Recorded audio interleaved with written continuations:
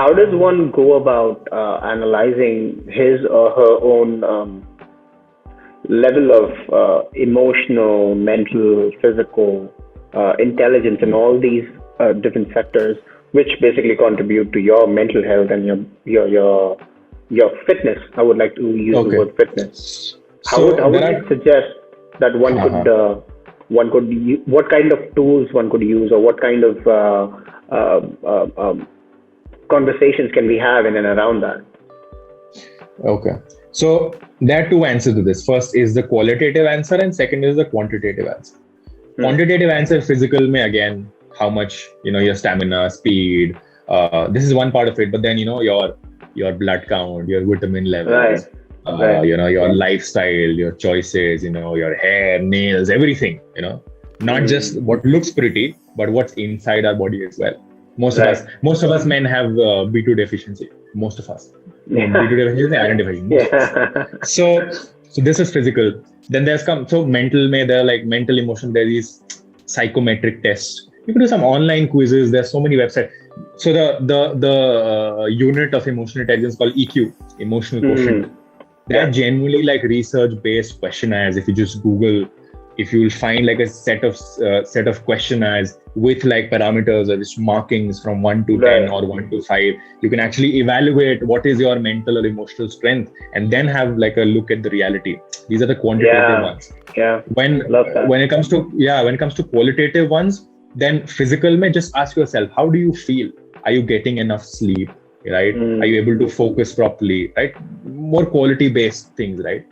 Right. um, second, when it comes to mental health, is that mental health is more of how your mind body works. Are you able to decide? Are you repeating any negative patterns? What are the Hmm. positive things you do? Are you grateful about something? Stuff like that. Third comes emotional. Emotional, may you ask yourself question that, am I comfortable talking about my emotions in a room full of all the kind of Hmm. people? When was the last time that I cried? When was the last time I asked for help? When was the last time I offered help? When was the last time Hmm. someone trusted me? When was the last time I trusted someone? Questions like these qualitative questions, if you ask yourself, and then you'll Right. actually get a reality check of where you stand right now and what kind of work is required Can to you do do that. to love Yeah, that? because when even sometimes when you realize there's so much of work to do, you find people who are in the same bracket as well. Like for example, when Yeah. I had to unlearn a lot of things, when I realized that, oh, there's so much of emotional strength that I need to garner now. I found a handful of men who shared the same thought process, and we actually grew together, because we Hmm. started talking about things. I'm like, I mean, you understand, so I'm going to share, create this safety net around you, and Found just your talk about these tribe. things. Yeah. Exactly. And the thing is, when you start finding your tribe, you're going to start attracting more people around it, because again, behind at the end of the day, everybody is scared and insecure in The this energy present just setup. grows. Yeah. It just becomes Yeah, culminative instead of just and individual. everybody wants to feel protected, and it definitely has this entire tribe and everything. Sometimes I hold these conversations, I call it the unshackled man, and I'm actually Hmm. planning to make it official, wherein I want to create these community groups in every state in India, wherein men can just come and talk about stuff within their men. Hmm. Like when I go to a pub or a club with my friends, with my guy friends, and over a pint of beer or a sip of whiskey, we talk about the kind of things we're doing in career, and this is what we accomplished. I want to sit down Right. with that whiskey, and then the second half I want to talk about, bhai, this is what I feel, this is what I've been feeling lately, The what do you real think? shit. Yeah. Exactly, right? The real shit. And I'm like you want to talk about things, you talk about everything. Do not talk about selective things, right? Either Superficial big, stuff. go Yeah. big, go home kind of thing. So, and I think if we start doing that, it's gonna really help us a lot, and people around us as well. Beautiful, man. Beautiful thought. I love that. Yeah, we do need collaborative work at all Exactly. ends of the society, be it men, be it women, children, because they are going to turn up to be our next Yeah. millennials, the Gen Zs. And I love the Yeah. work that you're doing with the petition already. Love it, man. Thank you, man. Tell me about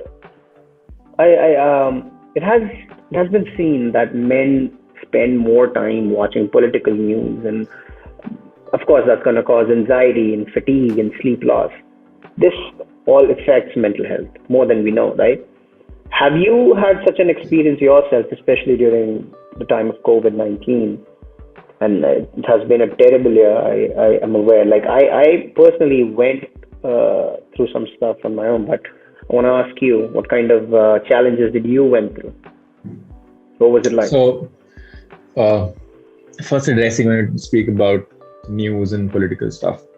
Again, this goes back to the institutions we have, and when traditionally you see, and mostly in politics, you find men. You hardly find women there, which is why there's this set notion now that politics is a man's game.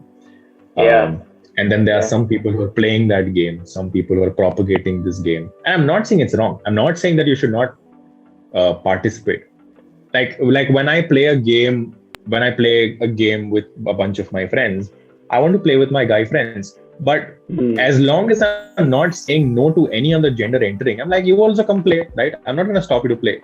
But it becomes problematic if I said, no, only a guy will play this thing. Like only us men group will play. I think that's a problem. Same goes with politics. While there's some people raising voices about, how there should be more women in politics. A, it's not encouraged. There is resistance from politicians itself. A. B is the fact that there's no enough incentive or motivation for the other genders to come to politics as well. There's no incentive. And they once they go, they actually become a victim of all the shit that already goes on there. That is when it comes to politics. So which automatically means that most of the media, the political news consumers are men. And this is like a vicious cycle, never ending cycle. Exactly, never ending. So that's one. The problem with media right now is, you just open up a news channel, look at it for 10 minutes, your mood will be spoiled. Because there's just toxicity and hatred right now. Negativity. I think that's the whole dogma with this produce negativity. Feed it, and you get so used to it that and it's fascinating to see how the definition of news has changed. Like, what was news? News is a piece of information. Like something happened, and that is news. Exactly, fact. Yeah. But you open any channel, any website right now, there's and hardly any fact that has been delivered. Yeah. They deliver you their ideology and their take, their perspective, and that is not news. That is an opinion, right? We do not look at news for opinion. We are supposed to make our own opinions. We just need the raw facts. And right now, I don't see. And the ones who actually give facts, like Doordarshan and Rajya Sabha TV, nobody watches it because it's not fun to watch. Right. Because there's an entertainment value added to everywhere.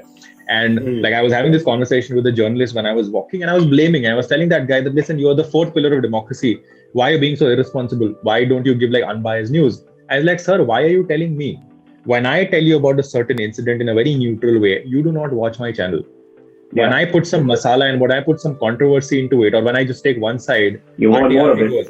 Yeah. And at the end of the day, media is also a business. It runs on infrastructure and money. And how will you get money if there's no consumer? So as consumers, we're also very responsible. It's like if I see a very ridiculous hate spreading video, and I'll send it to Dipanshu and be like, bro, watch this. This is just pathetic. Where is our country going? You will share it with someone else and be like, look at this. How pathetic is this? Now, at the end of the day, that video is still being circulated. The algorithm is going to put that shit, right? And it's going to be monetized. So we're again being a part of what we're consuming, and we're actually creating more demand for them to create that, right? So there are a lot of things, when I'm blaming a lot of society, I'm also you become part of it. Yeah. Exactly. Yeah. So this is when the political spectrum comes into picture. When it came to my news, I just stopped watching news after one point during COVID because it was just terror after one point. And my mental was not at all great, that was one of the reasons why I decided to take a walk. 50% of why I took the walk was for the campaign, for mental health and more for the society. But the 50% of the walk was more for myself because there were so many things, so many personal shit I was taking care of that I'm like, I just need a walk. Because I usually take a walk when I'm messed up, right? And I'm like, I need a longer walk. And I'm like, I'm just going to bloody walk the entire country only. So it was my coping mechanism as well. Right. Because, my sister was going through some severe mental health issues, and then family was not okay, relatives were dying and all that. So it was definitely very difficult for me. I stopped consuming news. That happened, and then the second wave happened. When I was walking, I was also scared because that time the COVID was still at the peak, right? There was no vaccine, there was nothing. There was no vaccine, so it was a leap of faith that I had taken. So at every point, my life was also at risk because I could have caught an infection anytime. Because in villages and all, nobody wears a mask, and I was interacting with people in the villages and the cities and everywhere, right? So that was one, and then the second wave happened, and second wave was havoc. It was something else. Like I've never seen a society that scared in my entire life, right? Because, and especially I was in Delhi during the second wave because my It was, uncle, oh, it was horrible. Yeah, it yeah, was and horrible. Delhi was horrible, right? Yeah. So, I mean, obviously it takes a toll on your mental health, and now people are still recovering. Like my family, my extended family, or everybody's family, nobody has recovered completely from COVID. They are. But I think what COVID also did, this fear also did, was triggered a couple of things. Now I've seen a lot of my family members, they talk about the fact that they were scared. And I'm like, okay, Mm. not a very healthy way to come and start talking about things, but now the But fact it's that you are talking initiating a about, dialogue. Yeah. exactly, yeah, yeah. Because sometimes, because there's a threshold. Like I've seen people in my personal life as well, that something goes on, we let that shit build up. Unless there's a threshold and it crosses that and we just crumble, Yeah. right? Yeah. So COVID did that. COVID just, this cleared everybody's threshold, a lot of people's threshold, and people now have started talking about it, not in a healthy way, but they are talking about it, which is the first step. Now the step Right. is how to teach them how to talk about it, and then how to listen to other people as well. So that is step 2. Yeah.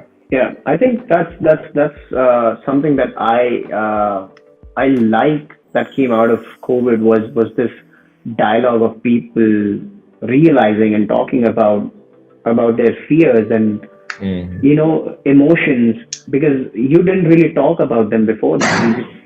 You just took so much of it for granted, and you were like, okay, yeah, you know what, it is what it is. But Yeah. when you saw shit going down at such a frontline level, you are taken aback. Like you're like, Yeah.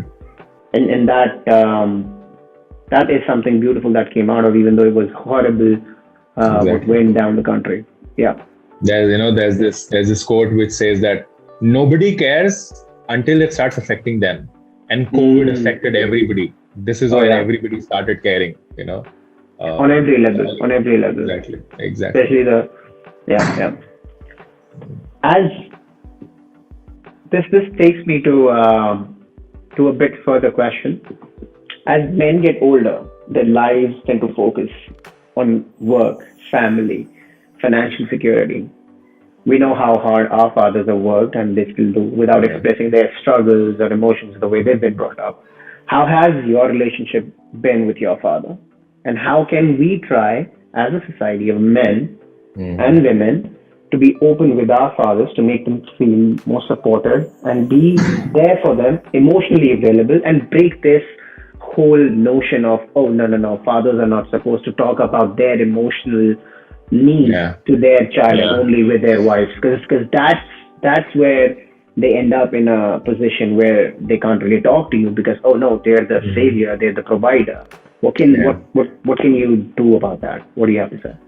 So first thing, talking about my father, growing up when I was in school, we did not used to communicate much because mostly initial growing up, it worked. Most of the Indian families work from a space of fear. Everybody is scared after that, right? And whatever he says, is a rule book and it has to be followed. And if you don't follow, there are repercussions. It was similar for me as well. Yeah. Things started changing after the accident happened, when my career in the army ended. When I went through that journey, and then my dad he just stuck with me, like a backbone, and he was there with me. And my dad was actually the first person in front of whom I opened up about how I felt after the entire ND episode. He was the first person about whom I told about the accident and everything. And the first time I saw him express was, I remember I was on call. I was still in the military hospital, and I told him, "Ki Papaji, this has happened." And I heard his voice choke. He did not say a single word. His voice choked, and I ended the call. And then after that, when I went through my mental health journey, my dad started reading more about mental health, about depression, because I was diagnosed with situational depression and PTSD. So he started reading about what these things are. He started reading articles about, how to be more supportive. The volume level of the house kind of reduced. It became more of a listening place than a saying space and all of that. And this started happening. And after that, it has only grown further. Like right now, like last night we were having dinner, my mom, like right now I'm back in my hometown, my mom, my dad and I, and my mom made paneer special sabzi and all. And I just offered my dad, I did not offer my mom. And my mom was throwing shade at it, like, you only favor your dad, you only give him the good stuff and everything. Because sometimes she's also like, you guys share, you don't tell me stuff. You've become biased. Yeah. And then So I was saying that now my dad has created this environment in our house that, like we bring everything on the table, we discuss about it, right? We might not agree, but then we again come back and listen to it. You And now my confront sister and it. I, yeah, we not even confront, we actually collaborate in our house. Like, and this was difficult. I'm sure this must be difficult for my dad. For example, my dad used to take care of the entire finances and everything. He still does. But now he's open. He has conversations about stuff. We have conversations about finances. We have conversations about, construction in the house, or this, we have to buy something, or this major decision, or, what am I doing in my life? What am my sister doing in my life? How to look at the entire family and take something which is more holistic for the entire family. He started including us in the decision making, and that was the first step he took.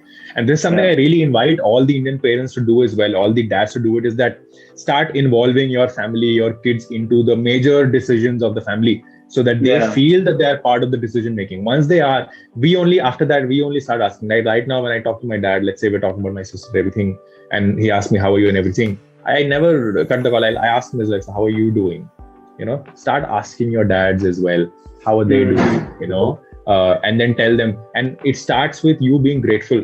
You cannot just suddenly walk up to your dad and be like, tell me how you're feeling, because they will never do.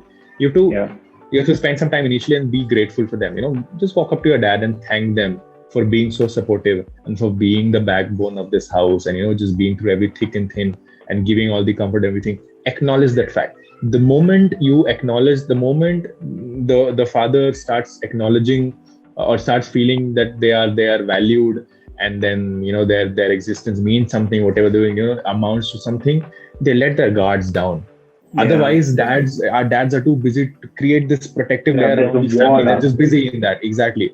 So the moment they feel at ease, the moment they feel trusted, they let it down. When they let it down, you also go ahead and start talking about things, and they will also start doing it. And it's not a one-day thing. Have multiple conversations and keep doing it again and again. Like brushing your teeth. Brush your teeth daily. You can't brush for one day and expect your teeth to be healthy. Brush it every day. Yeah. That's a great analogy that you used. That's something I think most of the Indian families struggle with, is the fact, and it comes back to regular conversations. I think we get so tied up in this demand and supply of our lives, fathers and mothers being the suppliers. Well, studies have also shown, Ronit, that mental health issues manifest differently in men than they do in women. Or to put it in a different way, different people might show different symptoms. What experiences and symptoms have you been through which were unique to you when it came to mental health? I've had my mental health journeys started with the accident when my career got over, when I was diagnosed with depression and PTSD.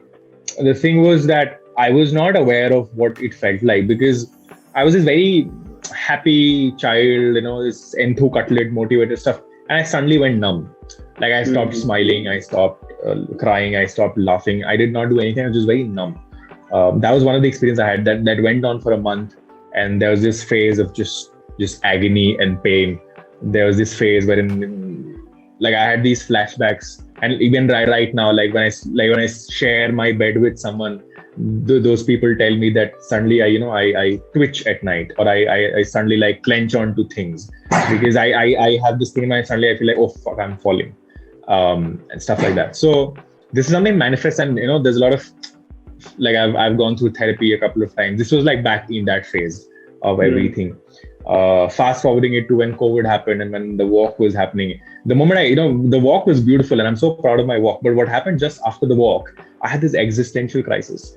Because when I was walking, I had this goal in front of me. I have to finish the walk. What do I do now? That got over. What do I do now? Right? And then, for a couple of months, I was like, I don't even know what am I supposed to do, because the walk changed a lot of things for me. It just changed a lot of my opinions and perspectives. I grew out of a lot of things, and I was not resonating with a lot of things. And I'm like, oh, what now? And then it took a dip on my mental health, wherein like my work, like, because I was not taking any coaching client when I was walking. Initially I thought I'll take one, but then I was dead tired at the end of the day. So I lost my entire clientele, lost all my networks for that 1 year, the entire phase I was walking. And I had to rebuild my the entire coaching. I'm still in the process of rebuilding my coaching practice again, getting a set of new clients and everything, which does take a lot of toll on your mental health. and it manifests in you sometimes not feeling enough. Am I not enough? There's a lot of self-doubt that comes into picture. And then a very important factor, which is some of your peers or colleagues add to it, and social media is comparison. When you see other people having their journey, and then you want to have a similar journey, but you're not there, and then you start comparing other people having certain major life-changing decisions. For example, as simple as, even if it's not accomplished, it's a stage. For example, let's say a couple of my friends got married, and I was happy for them, but it also like gave me a sense of like, okay, interesting. I don't know how to feel about it, right? Stuff like that. So it does manifest when you start comparing, and you know, I have seen people. There was this one time I used to tell people, do not compare. But then it's in human nature, we end up comparing.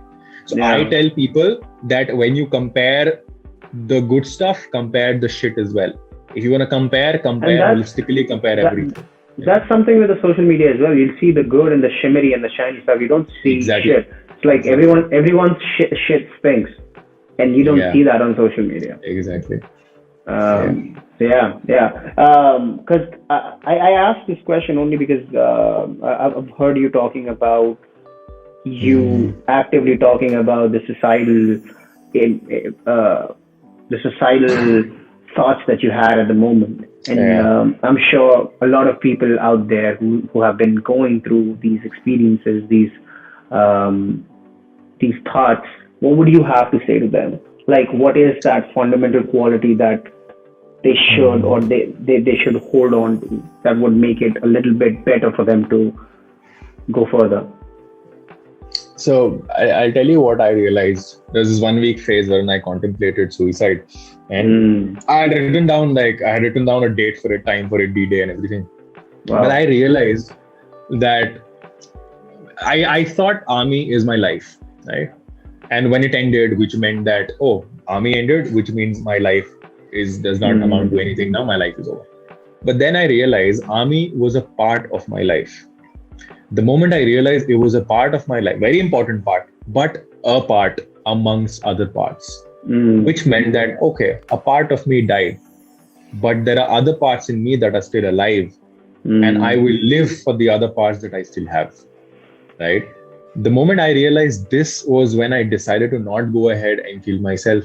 Doesn't mean that it doesn't hurt me. It did hurt me a lot. Even today, it hurts me. You know, it definitely has a certain space. But my point is, I realized that is one space, and I have different spaces in my heart as well. I call it pearls.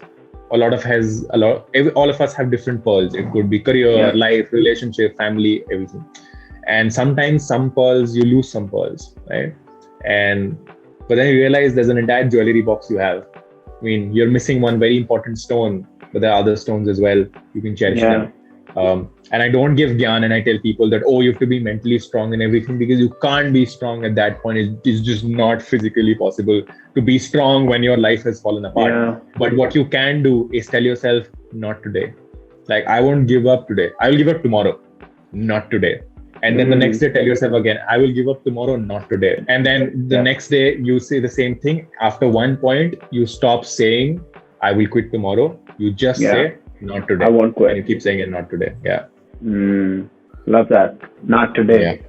Yeah. That's amazing. Not today. That's amazing.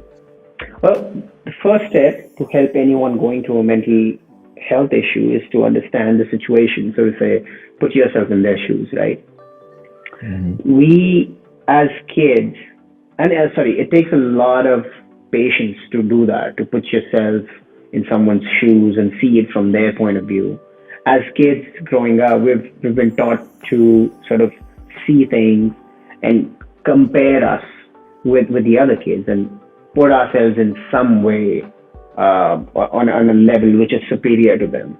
At least from my experience, I've experienced that. Can you share an experience for our learners to understand how empathy and compassion is essential for understanding someone going through a mental issue? Because I think empathy and compassion has to be the foundation for us to move forward as a society, to be able to do better mentally. Definitely. I think it's one very significant incident that happened just the day before I started walking from Kanyakumari. It was 16th of November because I had to take this formal permission to arrange a gathering there because COVID was there, 144 and all were there. So I met a police officer in Kanyakumari police station, and when I told him about the campaign and mental health and children dying by suicide, he just said that, why do you care? And I thought that, okay, who's this cocky guy? He does not care about anything. But then I saw something's off with him. So I decided I'll just sit and have a conversation with him. Half an hour into the conversation, this guy tells me that, Ronit, so he works in the road transport department, and he said that every day I pick up 6 to 7 dead bodies from the road. So death is something, it has become a very inhuman thing for me. It's a normal routine for me to just see dead bodies.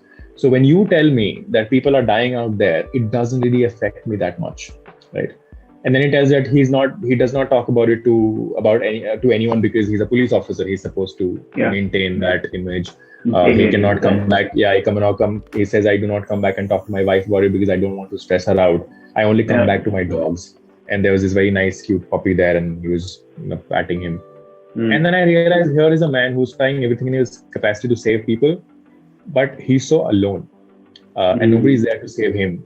And I decided, what, I'm just gonna stick. I had a couple of hours at my disposal. I just sat with him for 2-3 hours, and I just basically had a conversation, heart-to-heart conversation, where I let him talk about everything he's been feeling. And he went to his childhood, and then to his initial police days, the training academy days, and the present situation, and the COVID situation, and all that stuff. And then after the end of 2 hours, when I was leaving, not only did he give me the permission, he said that tomorrow I will be there to flag off your walk. He gave me a hug and said that wherever you want police support in Tamil Nadu, I will be there for you. I'm just a call away. Not only that, when I was walking, every 10 to 15 days, this guy, who is an officer, by the way, and he has so much of his busy schedule, he used to call me up just for 30 to 40 seconds, ask me, oh, how are you? Are you safe? Do you need anything? And that's it. And I think the fact that I chose to just stay there for him for 2 hours, it gave him so much of emotional relief that he was not having. He was really desperately looking for it. So the way I look at it, that if I were at his position, I would have liked that as well. See, when I'm going through something, when let's say Dipanshu is going through something, Ronit is going through something, we really want someone to be there for us, right? Yeah. But what we don't understand that we also have to be there for someone else in order to expect that, right? We cannot just be selfish, be like, oh, everybody's there for me. So if I want Dipanshu to be there for me, I should be there for Dipanshu when he needs me so that he trusts me, right? And I think this was one of the incidents that really moved me, because I did not ask him to express his emotion. What I did was, initially I just shared my emotions as a man, and he just picked up, and then he just started off. So what you can do, empathy, there's a difference between empathy, sympathy, pity. Most of us do sympathy and pity. Empathy means you might not totally understand what the other person is going through, but you want to be there for them. You're just there for them. You want to try. And all I did was try. And you don't try by pulling someone, because if you physically, I was doing this demonstration. Yeah, like Dipanshu, I invite you to do the exercise. Whoever there with your team, do it after podcast. Ask them to close their fist like this. And then you try pushing that fist. You will see most of the people will push back, because that is who we are. That is how we've conditioned ourselves. So the moment you try pinching into someone else's emotional side, they'll start defending. So all you can do is put your emotions and your vulnerability into a platter and just share with them. They will get a sense that, oh, this person trusts me enough to share that thing. I can also trust him. And then they start sharing. And this is how empathy and compassion really can go a long way. You don't have to poke anywhere. You just have to be strong enough, be open enough to share your part. Other people will start opening up and sharing your part. I'm sure for a fact that once the podcast goes live and the men who will watch this, I am sure some of you will reach out to you or me and share something. It's not about me asking someone, what do you feel? It's about me telling, bro, this is what I feel. And other people will bro, this is what I also feel. You're not the only one. Exactly. Yeah. There's a sense of familiarity there. Yeah. Wow. That's, I mean, I invite people who are feeling any need to be having a conversation about anything that they're going through, any tough times that they're going through, to write to us, to join us in the lives that are going to be coming in the future. And I invite you to as well, Ronit. I want to ask something about very particular that I've heard you talking about. And this kind of points out to the Mighty Mustang book that you wrote as well. So do you remember expressing your emotions for the first time in public? And how did it feel when you chose to speak about your experience, and which later turned out to be a book? How did it impact you on a personal level? Like, did it feel powerful? Did it feel like a relief? Did you have fear going up there? What changes did it blossom in your ways of thinking? I felt so many things, Dipanshu, I remember. I have been doing public speaking since a long time, okay? But I was shit scared when the first time I went on a stage to perform my poem, right? I was legit shivering because it was the first, like I used to speak MC and all of that, but I've never recited a poem. The name of that poem was The Mighty Mustang, which is a 5-6 page poem in which I shared about how I felt now that I'm not in the army and the fact that I'm missing the army and what do I miss and what am I supposed to do now. And I went for this open mic and I read that thing out and I broke down after that. My audience is crying. And then after my performance is done, randomly 10-12 people just come and give me a group hug. And I'm also just giving them a hug back. And like all of us are just crying together. And at that point, I'm like, I couldn't stop crying, but I went back home and I felt so relieved. I felt like there was this emotional baggage and a certain amount of emotional baggage I just let go of, which is where I decided, let me do it again. And I did it again, felt the same thing. And I'm like, you know what, this is something I do because I feel lighter every time I come back. I get used to this. Yeah. And I fell in love with the process of writing and expressing my emotions through poetry. Because, and then, it was initially the army story, the Mighty Mustang, then it went on to love and then went to life and death and then social issues and everything. And right now, if I'm feeling too much, I just write a poem about it and I express it. And the moment I express it, more than people, appreciating it, I have like 10, 15 DMs of people telling me how they exactly relate to it. And then we have a conversation and then I'm like, oh bro, me too. And they're like, oh bro, you too, and stuff like that. And it really gives you this sense of comfort and safety that, like I have this thing when I tell people that, see, Dipanshu, you're screwed. I am screwed. Everybody's screwed, right? So why don't we just join our hands together and get screwed together?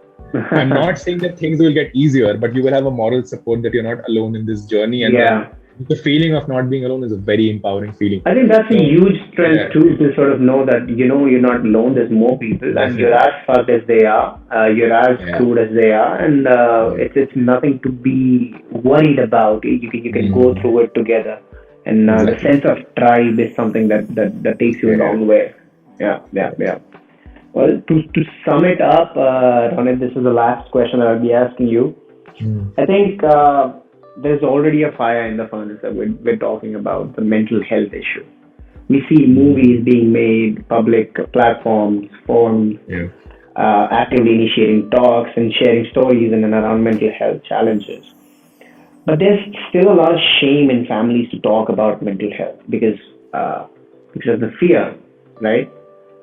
Of what people will say, how people will react to it. I don't know if I should be vocally talking about this is what's going on in my family or this is what I'm going through. What would you suggest to sort of make a crack in that fear in our society? Because that is something at a very fundamental level every one of us is dealing with.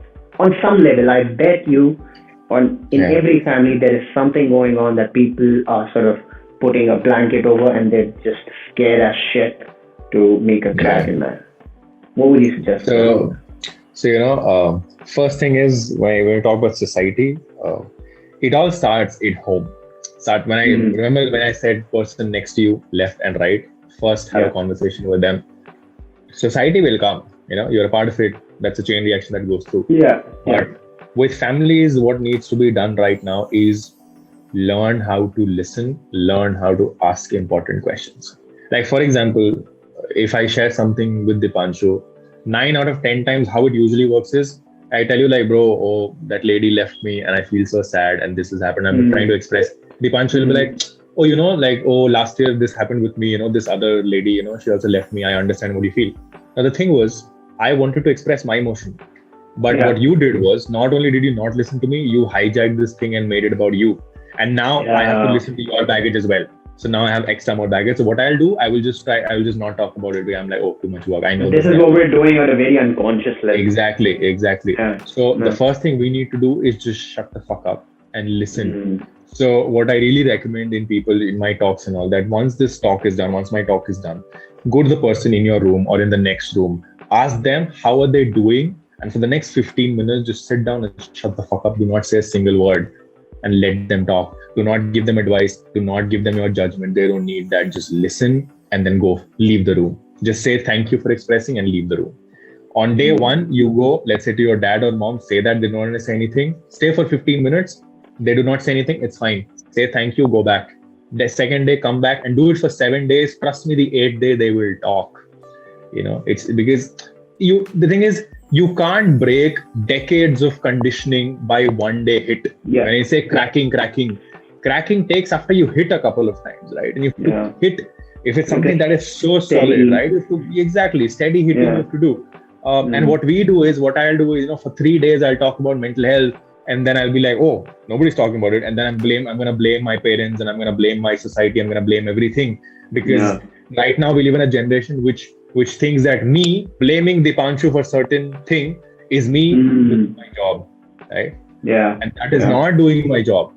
Identifying a problem is just step number 1 out of the 10 steps that you're supposed to do next. So do your part first consistently. Be there for someone. Then you'll realize once you start doing that, eventually you'll realize that people around you will start doing that to you as well. And you're going to start collaborating with each other. It's going to actually change the actions. So I tell people, do not think of too much about the society and statistics and everything. Just think of your friends, your partners, your family. Start with these 3 sections and just try to be there for them. Be that go-to person for them, right? Be that person that they can trust. They can talk about things, right? They can trust in everything. And then be that kind of person that you can also open up to them, right? Because trust goes both ways. And create that space, and you'll realize that they will be an anchor for 3 more sets, and who will be an anchor for 3 more sets, and that's how you actually create a chain reaction. Like I do not care if I leave my house and go 10 blocks away from my house and try talking to a stranger, and they might not share things with me. But I might know that in my neighborhood, the 5 neighbors I have, they know that they can speak with Ronit about anything, and they do. Yeah. And, so in my small reality of my world, I am being there for someone, and maybe tomorrow they'll be there for someone, and that's how when we say we're like 135 crore people, it means that we have 135 crore listeners as well, right? Yeah. So it's high time we start tapping into that skill of. Definitely. That's one major portion of what you just pointed out is being patient while you be there for the other person. And like you said, like they necessarily don't have to talk. You just have to be patient for them to be not sharing as well. That's how you basically promote that. And this is beautiful how it kind of ties back for you to be more passionate about listening to them, more empathetic, more compassionate. And I want to thank you, Ronit, for sharing this great thoughts and amazing wisdom that you've inherited through your work and through your experiences. And I'm sure people are going to take it to a level up. We all get to learn more from it. I appreciate you, brother. Thank you so much. And even people who are watching this, I want you to pick up not only the things that we discussed, but what did 2 men do right now? If you notice, I was not trying to cut him off. He was not trying to cut me off. I know this is a podcast and everything, but then I'll tell you, as men, right, we just want to put our point and they don't want to listen. Even listening is like, if Dipanshu would not listen to me, I will not listen to him, and I'll try to put my point. But the fact that I felt that, okay, he's listening to me, I can say more, and I kept going on, and he could say the same. So again, it's more of collaboration, right? I think any kind of human relationship, we need to shift from entitlement to request. I cannot expect Dipanshu to listen to me when I say, but I can request Dipanshu to be there and listen to me, and he might or might not. Whatever it is, I will respect that. So if we change this attitude towards more of request, I think we can go a long way. Yeah. Well, I would be singing praises about that hymn, my brother. Thank you. Thank you for being here. Thank you for being here today, my man. And I hope to speak with you very, very soon. Thank you for coming to BIGWIT Podcast and sharing this amazing wisdom with us. Thank you so much for having me. Look around you and ask yourself how many men have opened about their struggles and how many men are pretending to toughen up because they think they don't have a choice. After this episode, please give them a choice. Initiate the conversation.